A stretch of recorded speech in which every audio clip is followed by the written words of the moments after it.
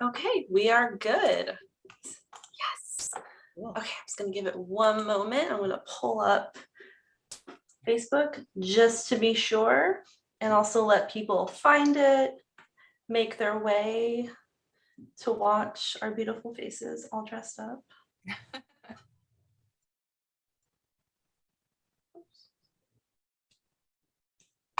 So it looks like we are all good. Yes, wonderful, wonderful. Okay, so hello, welcome to Escondido Public Library's Virtual Author Chat series. Today's chat is in partnership with Mysterious Galaxy Bookstore, where you can purchase books by the authors, and you totally should. I'm your host, Jessica Buck, Adult Services Librarian here at the library.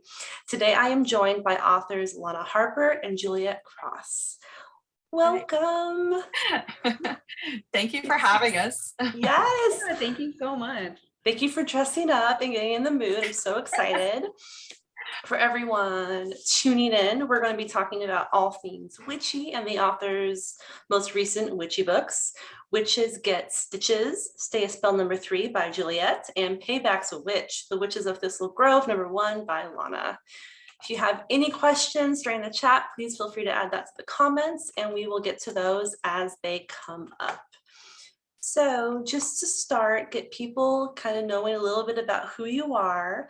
Tell us about you and your journey to becoming a writer. And let's start with Lana. Sure. So I'm Lana Harper. We already talked about Payback's a Witch, which is my queer witchy rom-com. My journey to becoming a writer was sounds linear now, but did not feel that way at the time. So I started writing back when I was in law school. And I mostly did it because I hated law school so much that I constantly complained to my mom, and she was like, well, then what do you want to do? And I was like, I don't know. I guess I like publishing. I want to be a writer. And she was like, maybe you should write something. And it was kind of a salty dare. Like, it sounded that way. So I wrote like a sapphic vampire novel, which has not been published and probably never will be. And then I eventually went on to do a publishing and writing masters at Emerson, because I was thinking, there's got to be a way to leverage being a lawyer into becoming somehow part of the publishing world. So I was a literary agent for about 7 years. And then I wrote while I was doing that as well. And then eventually kind of phased out from agenting, started writing full time, was for a while screenwriting for those choose your own adventures that you can play on your phone. Yeah, I was writing for Pixelberry Studios for Choices, and it was super fun and very challenging. Like, it's not easy to write those, so you got a plot, but it's you have to do the coding yourself, and it's quite tricky. I feel like I learned a lot about dialogue from doing that. And then I kept writing my own books while I was writing for Pixelberry. And then for Payback's a Witch, I went full-time fiction writing. And so since that deal got made, that's all that I've been doing. So I'm like living my dream life now. It's amazing. I feel very lucky. I didn't think I was ever going to get here. I figured it was forever going to be, hybrid with something else, but knock on wood, I'm very, very happy to be doing this full-time now. Awesome. Yeah. And Juliette, tell us about you and your journey to becoming a writer. Right. Well, mine was definitely not linear. I always loved writing. I had a great, and I'm not gonna take you back to like way back when, but I had this first time she asked us to write a short story, and just something bloomed inside of me, just the idea of tapping into my imagination and writing from there. And so I ended up majoring in creative writing at LSU, and I loved it. And then I got out into the real world, and I really didn't know where to go from there. This was before indie publishing was a possibility. This is before all of how publishing has changed so dramatically over the past decade or so. And so I ended up becoming a teacher. I teach gifted children, and I've done that for 24 years. And in the meantime, after probably my third child was kind of moving on to college, I was like, I want to try writing again for publishing. And so I did, and I have written, I'm not sure, guys, I think it's 20. I need to count. I'm not quite sure. So I've done my journey has been very varied. I have done some mid-sized publishing. I have done and now I'm doing indie, and that has been really what's been successful for me. And what I really love about now are the possibilities, the many possibilities for every kind of author to find success their own way, and so I mean, it's taken a long time, and I've written probably every kind of paranormal creature. Well, that's not true. There's like monster and aliens, and I haven't gotten there yet.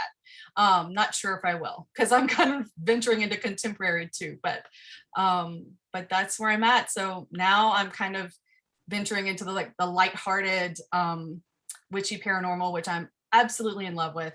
I love this state of being and not writing all the super, super dark stuff, so, and here I am.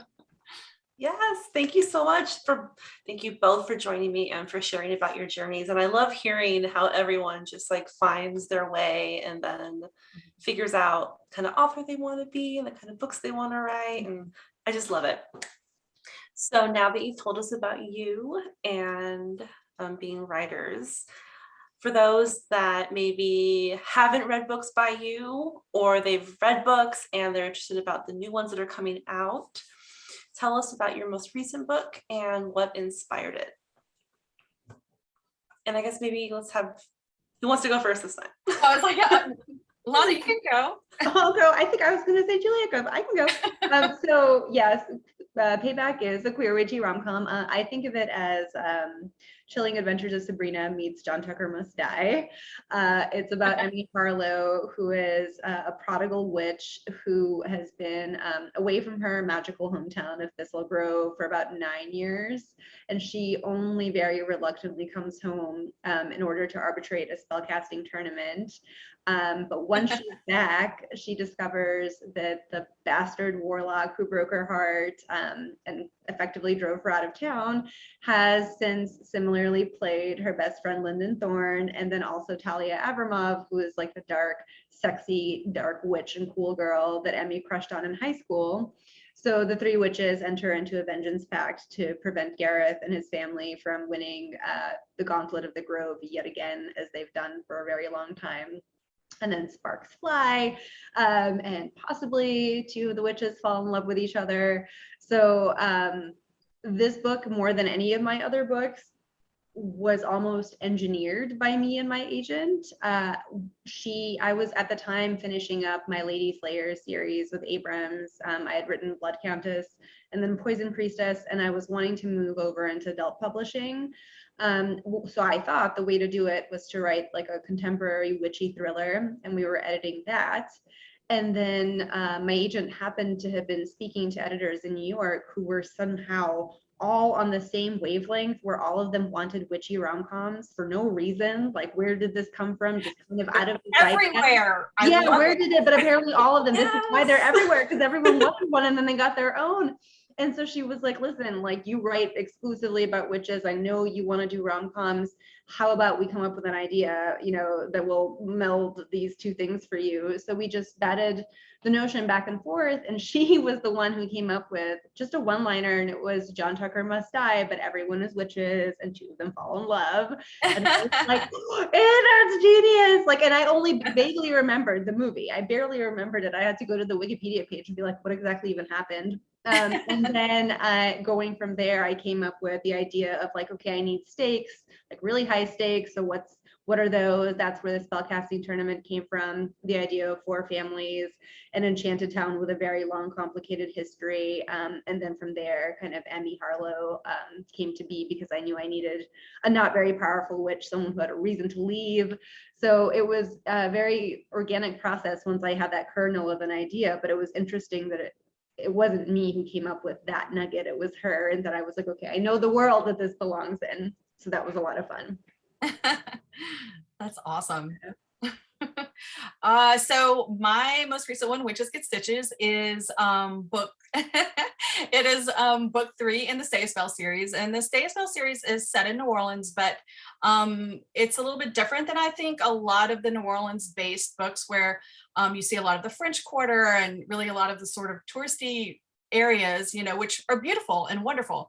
But I always love the Lower Garden District down Magazine Street that sort of goes into City Park. It is absolutely stunning. It has a very Parisian, bohemian-esque feel. And I remember I specifically decided that I wanted to write a rom-com paranormal series that had, you know, witches and werewolves and vampires and grim reapers, who were still kind of a mysterious aspect of it, but won't be for long. And so the basis of it is there are 6 witch sisters, and they are the Savoy sisters, and they're basically the peacekeepers of this district of New Orleans. When people have problems, they go to them. And Witches Get Stitches is about Violet. She is the wild sister, and she has opened up her own tattoo shop where she has learned to spell ink, to make permanent spells to help other supernaturals find their inner magic and like use their inner magic to the best of their ability. The thing is, it's a friends to lovers between her and her business partner, Nico, who is a werewolf. And the, I guess, problem in this world is that werewolves are seen as unpredictable and wild and dangerous. Like they're the only ones in this world who don't have their own coven, and they're not organized like all of the rest of the supernaturals. And so Violet doesn't like that. She starts to discover this is unfair and this is unjust and this is kind of, you know, discriminating toward the werewolves. And so as they sort of fall in love, she has sort of put that on herself, that she wants to help, you know, stop this sort of like thing that's going on with the werewolf community. And of course, we've got a werewolf pack comes to town, and Nico doesn't like that. And because they're kind of roaming around the girl who is his mate, and she doesn't know he's her mate. She doesn't know she's his mate, sorry. And so there's lots of shenanigans. It does feel small town because it's a small neighborhood, and where they kind of know a lot of everybody who's around there and everyone who lives there. It's very contemporary feeling. So that is pretty much the basis of Witches Get Stitches. And yeah, I think the interesting thing for this series really for me was with Wolf Gone Wild, which was book 1. It kind of started with a werewolf who couldn't break his own. He couldn't turn at the full moon because he had a hex put on him. And so his inner wolf started coming to the front. So it has this venom feel where he's arguing with his wolf a lot. And the wolf, all he wants to do is talk about sex and violence and who they're going to kill and who they're going to get laid with and everything. And the Mateo is a nice guy. So we've got like this sort of beta nice guy, and his inner wolf is very much not. He's alpha. And that's actually who he names himself. Alpha. So it kind of had a comedic begin from there. It was very natural. And so I'm hoping it just kind of continues. Every book has been a little bit different.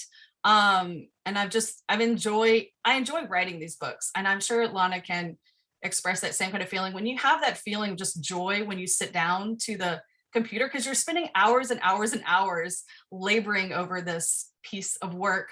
And when you just feel that sort of like, yes, this is right. You know, it brings so much more happiness to the final product, I think.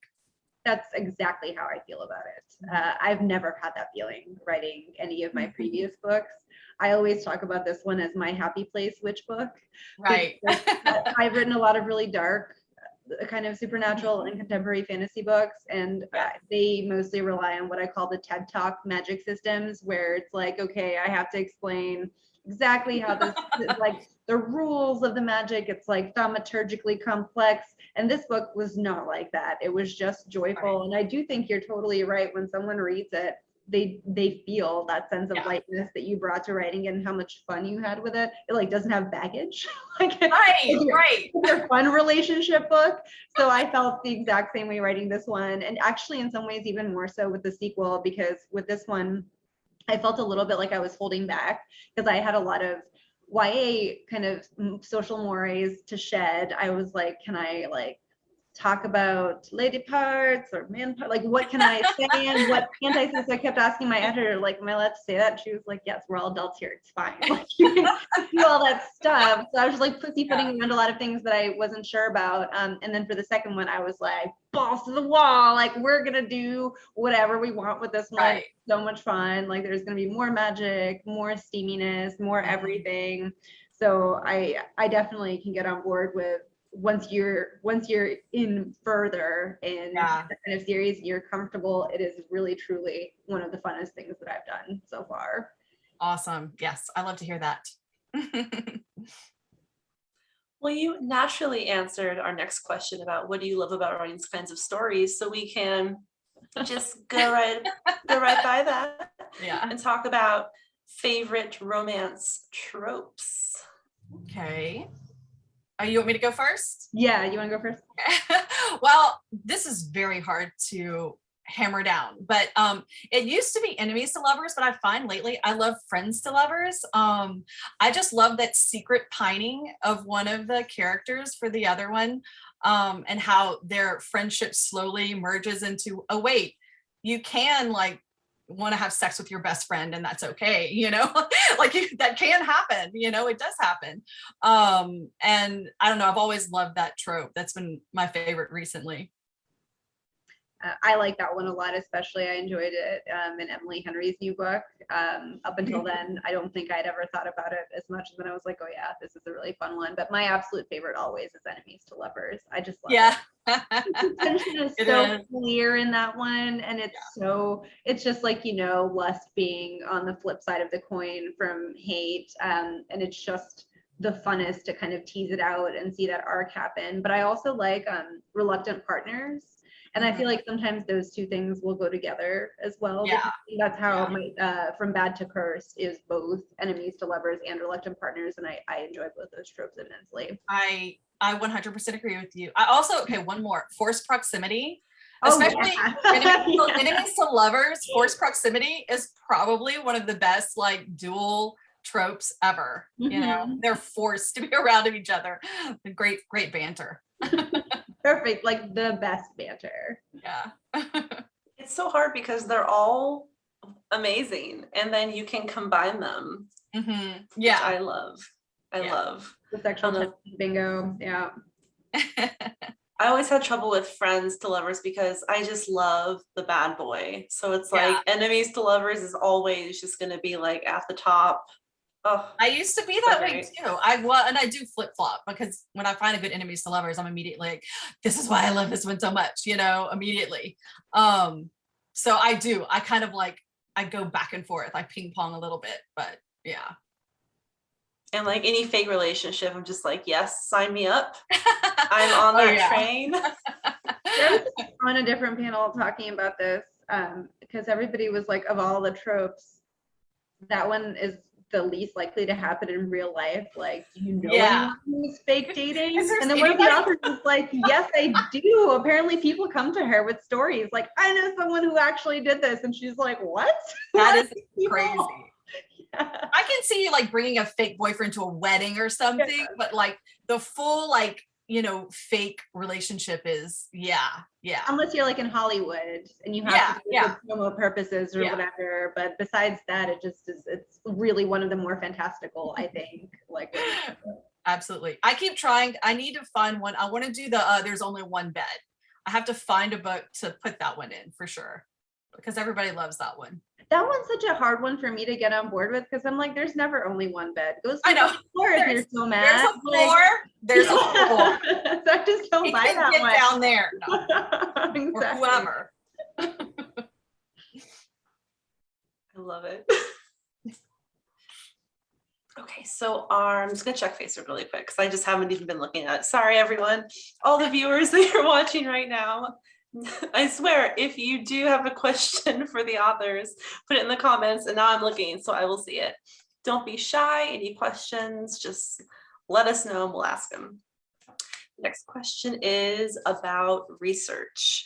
So did you do any fun, unexpected, interesting research while writing your books? Lana, you go first. Okay, I'll take this one. No, I didn't, only because I am such a witchcraft obsessive that like a lot of this stuff I already know. And then much of Thistle Grove is loosely based on Salem. And I used to live like 15 minutes away from Salem, and I was constantly there. That is So cool. yeah, it was the best. It was wonderful because I got to see it in all seasons. And then the way that I like the inspirations for the family holdings and their domains came from things that I already knew and loved. Like the Blackmores have Castle Camelot, which is just a medieval manor across with a Renaissance fair.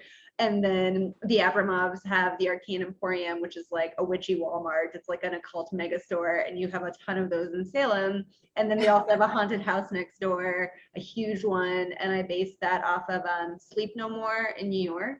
I don't know if you know about that one, but it's like huge immersive theater. They do like a 20s noir Macbeth production, and you have to run after the actors. And it's tremendous. Like it's a constantly moving production where you're part of it and you can do whatever you want. Like you explore the weird, like inside graveyard and the orchard and the insane asylum and all the other stuff they have. So you cool. can follow storylines. It's the coolest thing I've ever been to. So I was like, okay, well, that's going to happen. And then the Thorns have an apple orchard, but you know, it has an enchanted sunflower field and a haunted hedge maze, and all, you know, all the typical things that you would find at one of the apple orchards. I used to go to Honeypot Hill in Stowe, Massachusetts, which is almost an exact replica of Honeycake Hill in the book. Nothing there, as far as I know, is haunted, but it's beautiful and all the food is delicious. So that was an easy one. And then the Harlows have Tomes and Omens, which is like an occult bookstore crossed with like a rare, you know, rare bookstore. And there are lots of those both in Salem and in Chicago, which is where I live now. So it was just like a grafting situation where I was like, I love Salem, so I have that. What else do I love? I love these things. And then I also have this weird weakness for mountaintop lakes. So we have Hallows Hill and Ladies Lake, where the magic comes from. And I'm from, or at least my dad is from Montenegro, and they have a lot of those there. Just tons of the country are these very beautiful, very tall rolling mountains, and there are a lot of glacier lakes up there. And every time you see one, you're like, this is just magical. It should not exist. It looks wild. It's like elementally, primally awesome. So I knew I had to have one of those, and that's how that came to be. So none of that stuff is really research. It's more just background, like puzzle pieces that I think knowledge. Yeah, I would throw it all in there. And I'd be like, I want to be there. So hopefully you want to go there too. And it all smells like incense. Yeah. So smell. Yeah, but if you love it, I'm sure it all comes out in the imagery and everything too. So I do love, although you would be surprised by how many people apparently despise imagery and also scents and things. Like really, you're like, wow, I'm so bored. I don't want to talk about what everything looks like. You have to keep those to like 1 or 2 sentences and then right. move the hell But along. I do not do that. I do not keep it to 1 or 2 sentences. I never have. And I'm like, I want to know more about this. And if I were reading, this is what I'd want to do. The one that's most interesting to me is the smell haters. They're a small contingent, but they're there. And they'll be like, I love this book. It's amazing and perfect, but smells are revolting. And I never want to hear about them. I don't care how people smell. I think people smell disgusting. I think everything smells disgusting. And I'm like, how do you live in the world? I know. How? Yeah, I don't know. Honestly, I have no idea, but they have very strong opinions, the anti-smell brigade. So I've never heard of this before. I know. I hope they don't come for me. It was like, while I was still looking at Goodreads, I was just like, I had no clue that like that's such a specific issue to take. Smells. Okay. Hilarious. Yeah. I think though, for especially witchy books, I think and I guess a lot of paranormal, the setting is almost its own character. Exactly. You really do need that setting to sort of give you that mood, that gothic feel, or whatever mood you're going for, specifically to bring that sort of witchy element, you know, the magical element to the scene. Otherwise, you're just writing contemporary. Right, exactly. Like, it's not really genre. If you, Thistle Grove was in effect its own character. I mean, it gets as much love and as much attention as, you know, the relationships between the families. And part of it is Emmy's, you know, she left this town. She's been pining after it in secret and suppressing these feelings for 9 years. So it had to be like, oh my gosh, I'm falling in love with this town again. And I didn't want to be in this position. So yeah, I had to do it. Sorry to the smell haters. No, I thoroughly understand that. And that's kind of how I felt about New Orleans. So for Wolf Gone Wild, like Lana, I really didn't have to do any research. I mean, I'm a Louisiana native. I've lived here my whole life. I've been to New Orleans hundreds and hundreds of times. Like growing up, you know, we were always there, you know, within an hour drive. So I knew what I wanted to write. But after Wolf Gone Wild, something interesting happened. My niece and I, we are on the podcast Smart Women Read Romance. We do that together. We co-host, and we went down there with Wolf Gone Wild just to take pictures of the books with some of the places that I had mentioned. And we went to lunch at this fabulous restaurant called Gree on Magazine Street, and it had all of the New Orleans vibes. Just like, it's just like screaming. And I love New Orleans. I love this side of New Orleans, this sort of neighborhood. Everyone's friendly, super hospitable, you know, kind of place where everyone is welcome. Every kind of person is welcome, and I love that about New Orleans. And I was like, wait, I'm going to put Gree in the next book. And so I did. You know, it's actually a date scene for Devraj and Isadora in book 2. And then I was like, well, let's walk around. So we started walking around, and I started snapping pictures of different places. I'm like, well, the Funky Monkey, I mean, vintage store, Livy would totally go there for her clothes because she's very eclectic in her taste. And so it was really like helpful for me to actually look at actual places. And there are some obviously fictional places. Empress Ink, which is Violet's tattoo store, is not a shop down there. You know, there are other places that I've made up, obviously, for obvious reasons. But we even went to this cool little place called the Tea Witch Cafe, and they literally had like, I had chai tea. It was just like the coolest place. They had the crystals everywhere. They had books for you if you wanted to buy them, and it was just like the coolest place. And unfortunately, because of COVID, they ended up closing down, but they have like still have like this cool like wagon style street vendor, you know, for their cafe still. So anyway, so I had to throw those kinds of places in. I feel like I wanted to kind of give homage and tribute to some of these fantastic places in New Orleans that nobody ever knows about and nobody ever goes to. They all go to Bourbon Street, which I highly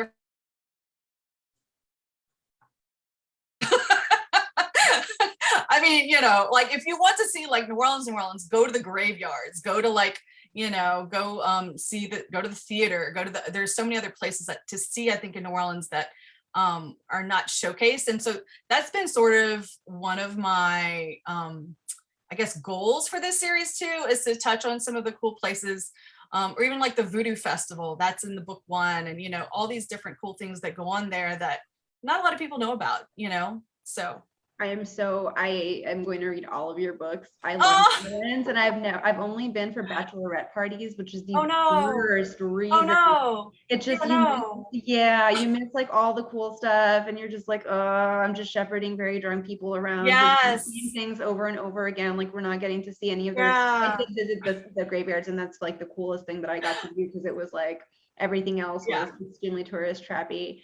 I also think it's very funny that we both have Isadoras in our second book. I was like, oh, hey, I know that name. It's a pretty witchy name. It is. Yeah, she goes by Isa, but I was like, oh, that's awesome, because I hadn't seen it very much. I used it because it's a Serbian name, and it's not very common, but it's like common enough, whereas I've never heard it used in America, so that's super neat.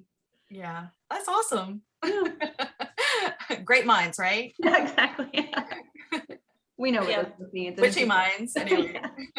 Yes, definitely witchy. Both Salem and New Orleans are on my like one day I'm gonna go there list, and especially Salem. I follow so many like little stores on Instagram that like one day I'll get to actually go and see how wonderful you are. And I love looking up all the houses. Oh, one day. Very, very cool. And I'll just look up jobs too, like library jobs in Salem. Like maybe. Maybe one day. Yeah, that's a very cool place. So since we kind of got onto the topic of being a little bit witchy, so you both write about the paranormal and witches, and I think Lana, you've already shared that you're a little bit witchy. So are you a little bit witchy? A little bit witchy for sure. It's so funny because one of my friends, actually I graduated high school with, we're still friends. and I know that seems like a miracle since high school. I go like drift apart, but she's a psychic and she does my readings every now and then, and I enjoy it. Sometimes I'll just be like, okay, I need to tap in. I need to ask you a question. She's like, give me a little minute, and like she'll go sit and she'll get out her. She uses oracle cards though, not tarot. And actually, she helped me a lot. Speaking of research, for all my tarot scenes, because I use tarot and the own magic of my witches kind of intertwining in the story. I said, I want to make sure I'm getting this right and I'm reading these right. So she kind of helped me, like, oh yeah, you're totally on the right track. You interpreted that really well. Do you know how to do this? I'm like, no, this is just like, no, I'm going on instinct here and reading the books, and reading up. So, but yeah, so she's probably been, a good resource for me. And I like, I think I totally believe in like all the zodiac signs and all of that stuff. Like I 100%, as a matter of fact, it's funny. Before Witches Get Stitches, one of the things I did on Instagram was I broke down all the signs and told them what kind of witch they would be in my world. And so that was so much fun for me. I was doing like deep analysis of my witchery and what sign would fall where. And so the readers really loved that, to see which one of the sisters they would align themselves with. So I need to that was find fun. this. Of course they love that. Who are Sagittariuses in your world? Okay, I don't know them by heart, Lana. I will go find it and I will message you and let you know. It's on my Instagram. Oh, How long ago? And is Because there, I'm on. what sign are you, by the way, Juliette? I'm a Cancer. You're So a Cancer. Okay. super sensitive. I'm Pisces. Pisces. Oh, Pisces. Wait, I remember they were a really good sign. Hang on. Now I'm going to my own Instagram page to see if I can look it up. We need to know. I know, I'm on yours too. Oh, well, then you may find it before. We'll take a break in our broadcasting. Yeah. Which witches are we of Juliette? Yes. Which ones would you be? Because I have 6 kinds and each sister is a different kind.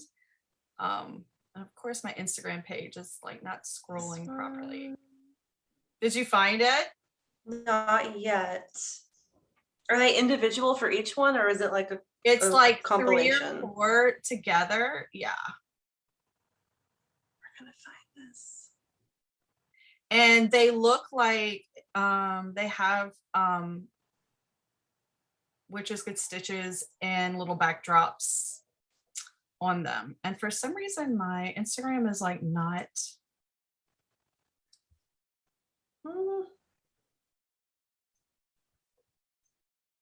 Now we're all like, okay, we should be doing something. We're all like, if anyone's joining us, we can table this and find it. Yeah, we'll table it and come someone back. watching finds it, like put it in the comments.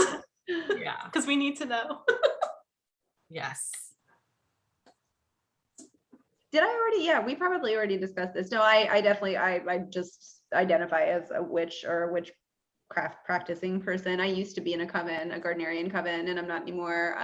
It was like the time constraints were intense and you really have to commit to doing that. And I definitely didn't have enough time, but it was super fun and I really enjoyed it. And now I just do like witchcraft light, like every once in a while I'll be like, it feels like a good time for a little ritual that I'm just gonna do off the cuff. And then I, if it's a Wheel of the Year holiday, I'll do a little bit of something for it. But it's just something that I've always liked. And I can't pinpoint a time when I wasn't. I can't remember not being drawn to it. It just seems like I always was. There had to have been a point where I saw it on TV or in a book or something, and I was like, oh, that seems cool. Especially in Eastern Europe, like people are not like pro-witch there. So I don't know exactly where it came from. I suspect it was from Buffy and Willow and from Tara and Willow and Buffy. And then possibly The Craft also, but those don't seem like impeccable sources. So maybe I was also reading about it, but I've loved it since always. So that's why I always write about witches, because that's all I know, all I like apparently. Yeah, I was super drawn to it too. And I grew up in a very Christian household. So it was like, my own romance with like being witchy was like a slow burn. Like it took me a while to figure it out. And my husband the other day was actually like, does your mother know that you're a witch? And I'm like, We'll get there.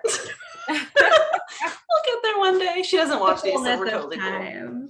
A lot of former Catholics tend to be, because I think it's a connection with a really ceremonial kind of ritualized aspect of things, and a lot of the more formal Wiccan stuff that just looks like Catholicism, where you're doing the same things that happen at a mass to very different effect and with very different symbolism, but it's like a lot of the same tools and stuff and feelings. So that makes sense.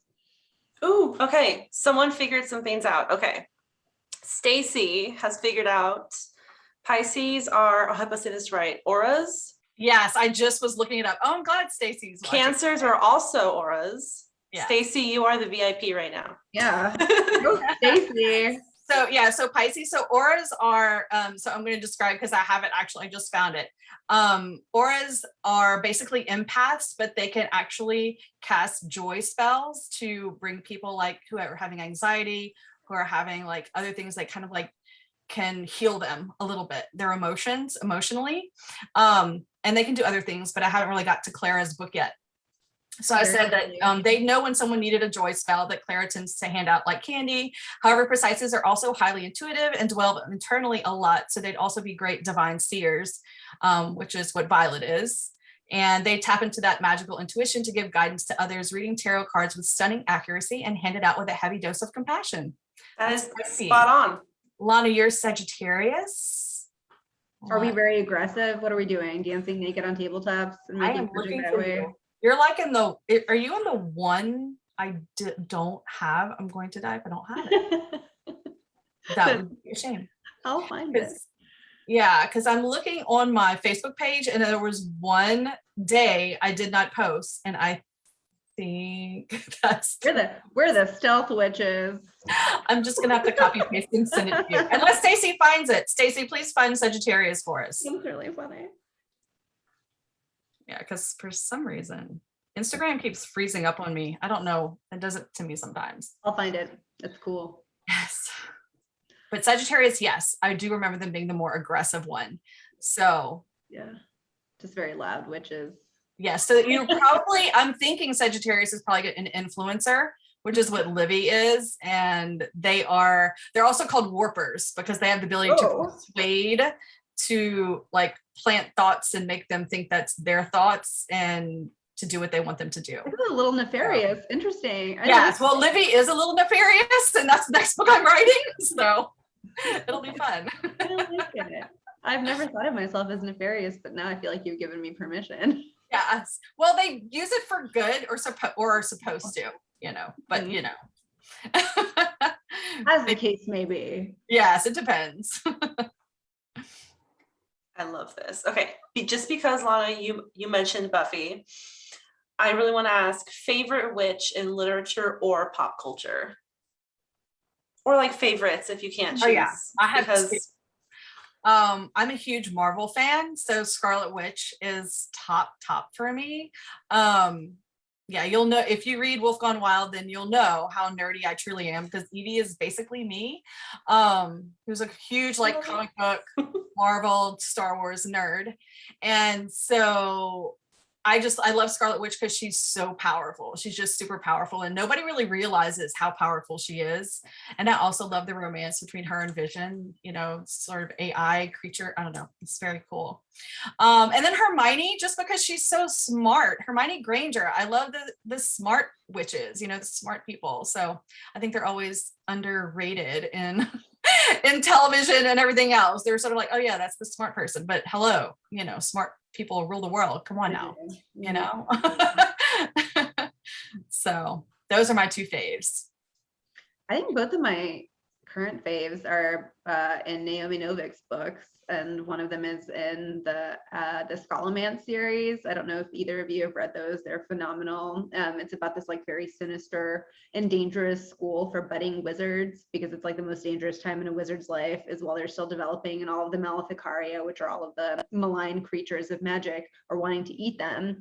So they all get stuck in this like school that's like effectively suspended in a void, and there's no adults, and they have to do classes in and everything is very dangerous. And one of the witches is like a budding dark sorceress. Like she's basically born with the prediction that she's gonna like reign, wrath, and ruin, and everything about her is naturally that way. So she's like gorgeous, but in a very scary way. And all the spells that come to her from the school are like how to murder whole cities. Like she can't like spells or do anything basic because the whole universe wants her to rise up and become this dark queen. She's like, I don't want to. So it's awesome watching her do that stuff while resisting it so hard. It's a really interesting character arc that I really love. And then in Uprooted, there's like a reluctant witch who gets to go serve the dragon. I think her name was Anushka, and she was incredibly cool. And the magical system in that book was very well defined too. So yeah, Naomi Novik just writes very, very, very, she does do TED Talk witches, like her magical systems. You really need to understand. You need to, yeah. 15 pages talking about them, but I love that stuff. I'm like, give me a textbook, whatever. Like I'll learn your magical system if I like it. So yeah, I love both of them. And then of course, like Willow was the OG. So oh, come on, yes, I will go there with you 100. Right, especially when her eyes turned black and you were like, oh yeah, Yes. Willow goes bad. It was awesome. Yeah, that's where it all started. Yes, I am like in complete agreement, and I was obsessed when the Chilling Adventures of Sabrina was on Netflix. Yeah, I've watched it so many times. I wasn't crazy about the very end. Next time I watch it, I'll probably just like stop and then pretend. But there's like a different end. I didn't even get that far. I love the vibes. I didn't entirely. It was just something about it. It was like more vibey for me than it was anything else. But I did really, really enjoy the aesthetics of that show. And I think that's the closest to Payback that I've seen on TV, or to what I want Payback to be. Yes, I love like the let's say the costumes, like the house. Yeah. Oh yeah. It was so good. It's like that. Oh, I just put on the background, like yes, light some candles. Like I'm just gonna be there. Okay, Stacy. Sagittarius is auras or siphons. Oh my gosh. Aura siphons. okay, so siphons are the most powerful ones. They can basically take the power of anybody else. They're like the most badass. That's really funny. Well, we're like vampires and witches. Is that what we are? We're just like sucking up the witches of their talents. Well, you right. And so that's like, you know, with great power comes great responsibility, Lana. So hang in there. Very even more nefarious than suspected. I love this. Yeah, it is. Thank you. I never get to be nefarious. Every time I sort myself into anything like any quiz, I'm always whatever that world's version is of a Hufflepuff. It doesn't matter what I do. And so I love that I'm not for once. I'm like, yeah, I am. I'm mean and chaotic. I definitely siphon people's magical powers. Yeah. Jules, the sister Jules is a siphon, and she's the most powerful witch in all the area. So even over the vampires. So that's why she's sort of in control. She is like the leader of all of the supernaturals in this area, in this region. I'm so she's a siphon. Thank you for this gift. You're welcome. That you're wearing the crown. See, you're already there. It's already in my heart. Queen Witch for the day. My crown of evil. I like it. Awesome. Thank you, Stacy. Yeah, Stacy. You're awesome. I owe you something, girl. Okay, I feel like we should have made this chat be like 2 hours because we could just keep talking. But we're like at the end. So let's just get, I know, it's like, oh. They really flew by. I know. Let's just keep talking. Good. Like we're warmed up now. We're warmed up. Now let's go for the 3-hour chat. Let's keep this rolling. I know, I wish I would have like, maybe next time we'll have it where it's a Zoom for everyone and we all dress up. Like that. Yes. That's the next time. That's part 2. That's fine. Yes. Okay, so let's ask this question. So what do you do when you're not writing? Oh. Like for fun or like? Yeah. Like for fun. So yeah, I'm totally boring. There's no joy in my life. Yeah, well, no, my husband and I, we are total like movie and show like we're serious like connoisseur, movie buffs and stuff. So we're usually looking for like a great show. My favorite show right now, which I think it is the most brilliantly written show on television, and nobody has watched it, is Evil. Have any of y'all seen it? Is that the one with the psychotherapist and the priest? Yes. Yes, I have And seen Mike it. Coulter is the seminarian. Quite good. It is quite good and surprisingly edgy for House. network TV. It is, yes. Well, and they were bought. Let's see, did they move to Netflix? They moved somewhere, so now it's like not PG-13 anymore. Like season 2. Where did it go? Because yes, I'm definitely gonna go. It's a little bit moved up. That's where like, wait a second, they just dropped an F-bomb? What just happened? What happened? Something happened. So things are getting bloodier and juicier and sexier. And I am 100% for all the conflicts, because he's like becoming a priest, but he's also obviously falling in love with a psychotherapist who's agnostic. It's brilliant. I love it. And my culture is beautiful to watch also. There's that. But yeah, it's a great show. And I know, I don't even know what this was about. Oh, this is about our hobbies. My hobbies are obsessing over shows like Dune, and things of that nature. And, making it I really, when I'm not writing, because I actually am still a teacher, so I'm teaching, and then when I come home I'm writing, and so when I turn off, I just want to like escape to somebody else's world. Either that or I'm reading, because I read a lot of romance. I'm constantly reading romance for myself, just to escape, but also for the podcast. I do the podcast Smart Women Read Romance, where we just fangirl over our favorite books. So, and that's fun. It's a fun way to be a part of the romance world where I'm not like on a timeline or something like that. You know what I mean? Like a deadline to meet or whatever. It's just like, hey, let's talk about why we love this book, and so that's what I do. It's fascinating, I'm sure. It is actually fascinating. I used to do a lot of aerial yoga, and hopefully I will again at some point. I really, really enjoyed that because you feel like an acrobat, but it's way easier than actual circus arts. Like you can do inversions, but like you're not really trying that hard. You don't need as much upper body strength, so it's awesome. But what I really also do is watch shows and become obsessed. And I just recently discovered What We Do in the Shadows. And yes, that's one of our shows for a really long time. And people were like, you need to watch this, you're gonna die. And I was like, oh, okay. And I finally started watching it. And I was like, this is hysterical. Oh my God, it's the funniest. That's another funny one. Love it. It's incredibly funny. And Nadja, I feel like Nadja is the vampire that I Nadja is amazing. She's amazing. So good. So yeah, no, I just sit there collecting quotable moments and trying to convey to other people who don't watch it why. And what's the guy who's the emotion vampire or whatever? Oh, what's his name? Robinson. Who just sits there wreaking havoc. I also just enjoy the general anachronisms. Like one of my favorite pieces when I went to the karaoke bar with the Count, and now just like, Laszlo, do you think they have The Girl in the Village with the Small Foot by Vasilius the Balladeer? And then she proceeded to sing this invented fake ancient song. And there's moments like that where they just lean so hard into it and the callbacks are so intense.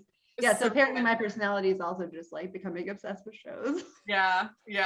It's great escape. When it's stuff like that, like, oh, it's so good. We love that show too. So now I have to watch Evil season 2. You're coming. Oh gosh, you have to. And I'm not even going to tell you, but it's brilliant. It's not going to spoil anything, but they decided to do something in season 2 where they have a storybook that opens for each one. Like C is for cannibalism, and like that one's about cannibalism. D is for doll, and that's about the freaky fucking dolls. Oh, I'm sorry. But it's like, it's like this, it's so brilliant. And like, George the demon pops up more. Oh my God, there's a female demon. Have you met her yet? No. Oh. Okay, fantastic. Oh my God. I didn't even realize season 2 was out. So I'm just like, oh my gosh.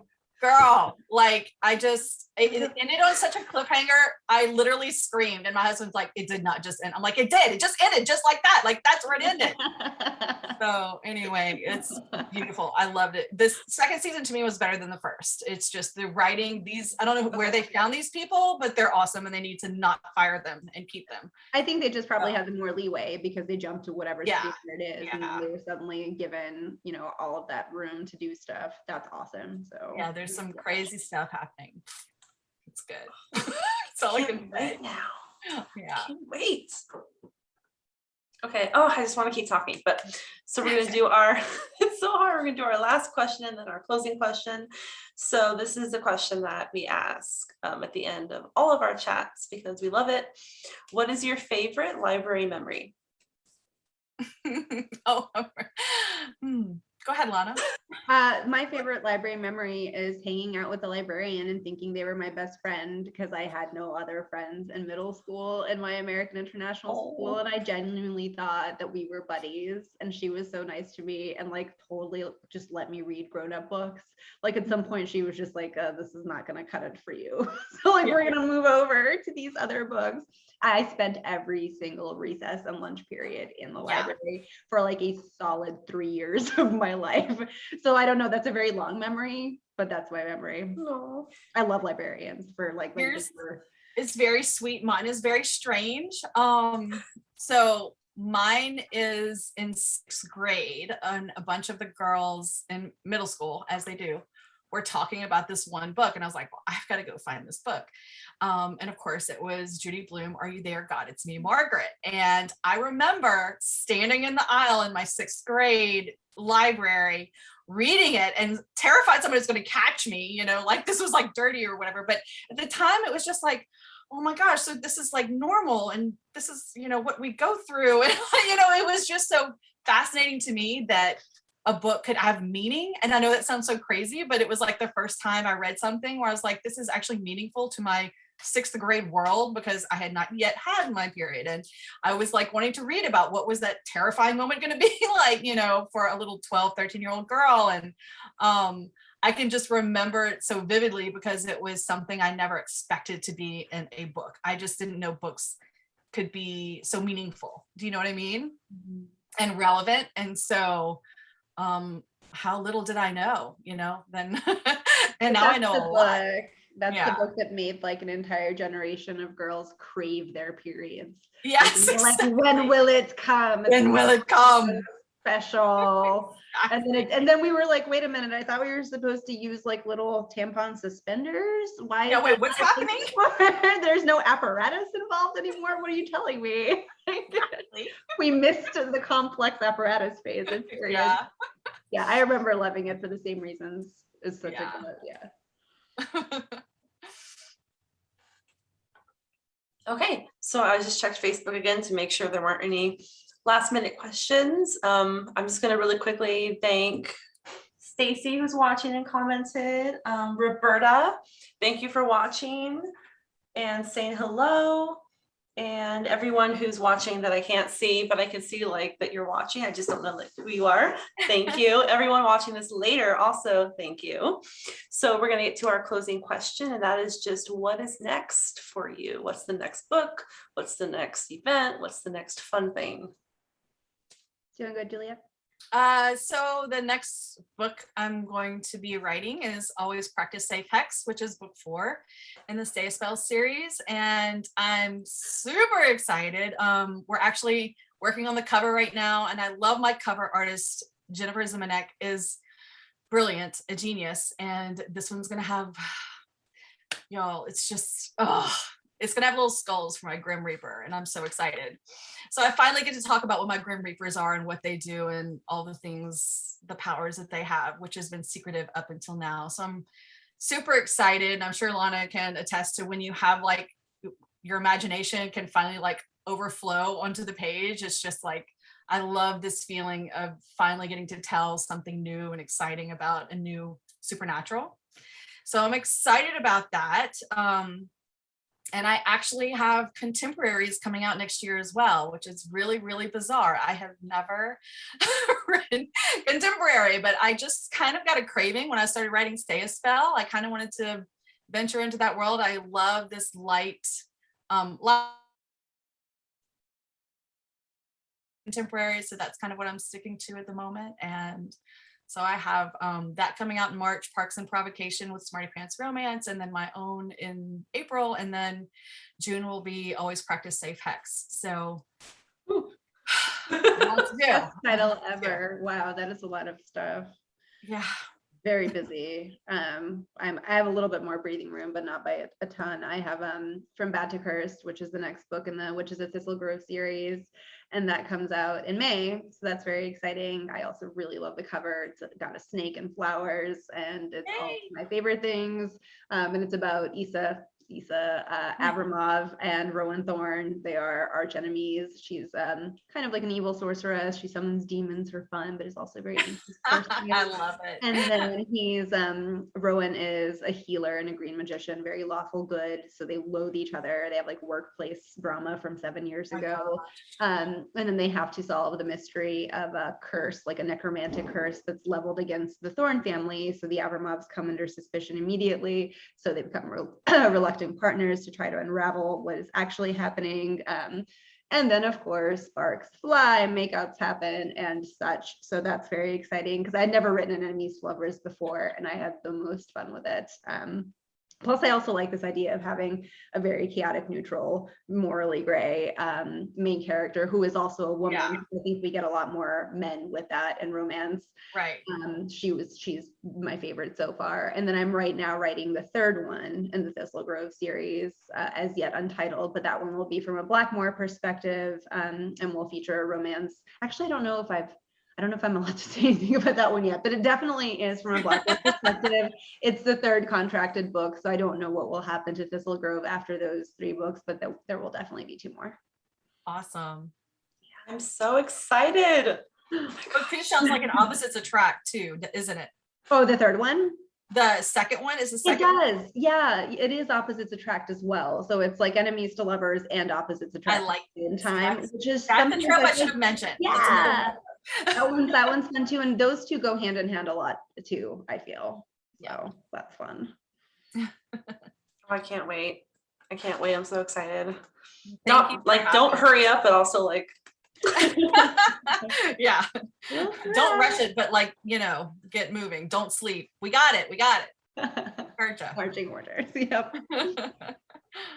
Okay, so we are over time. Thank you so much for staying with me. Thank you to everyone for watching. Thank you to Lana and Juliette again for being here. Remember, you can purchase books by the authors from Mysterious Galaxy, online, your local bookstore, whatever is convenient for you. You can also check them out from your local library and from us. And let me see if this will work. We have a very short event survey. It's only 3 questions. Just let us know if you enjoyed this chat and if you want to see more things like this. It's in the comments. Again, very short, very easy, very quick. I'm going to say thank you again to the authors just because you're so wonderful. This was so much fun. I loved talking about all the witchiness in your books, and I just had an absolute blast, and I hope that you did too. Thank you. Appreciate you hosting and everything. It was fabulous. Yes, thank you so much, Jessica. And it was wonderful to meet you, Juliette. So all around. You too, Lana. Absolutely. Yes. So I'm going to stop the live stream. So I'm just going to say goodbye to all the viewers, presently and in the future. It was wonderful to spend time with you, even though you weren't here.